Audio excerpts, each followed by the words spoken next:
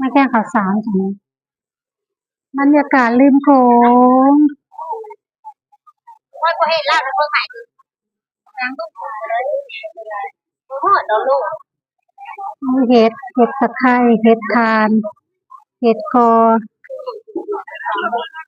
มีเบิดเลยจ้ะ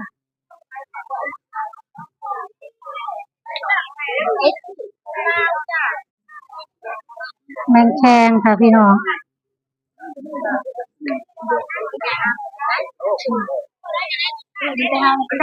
จะอยากแล้วจะอยากไปโอ้บุดักขากมาเนี่ยเราได้ดีกว่าทั้งนั้นโบราณทั้งนั้นไปทั้งคนนะคนไทยก็จะขายแบบนี้เขามาซื้อแบบนี้เขาซื้อทั้งคนนี่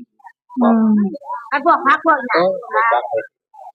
ก็ซื้อต่อมือแพงเลยรอบตรงนี้เราจะเป็นคนลาวหมดเลยจ้ะถ้าทางกลางเราจะเป็นคนไทยเข้าใจเขาจะมาคนลาวดีเนาะจะอยู่ริมโขงแมนค่ะใช่ถ้าไปทั้งบุญนี่เป็นสักกระดูกเลยเดี๋ยวคนไทยเป็นเขาซื้อแล้วก็ถ้าไปเซ็นนะคะเซ็นถนนน่ะยากจนสุดน่ะแต่ของคนไทยหลายถ้าโซนทั้งเป็นพักมันพักริมเขื่อนนั่นนี่แมนเบิดคนลาวนี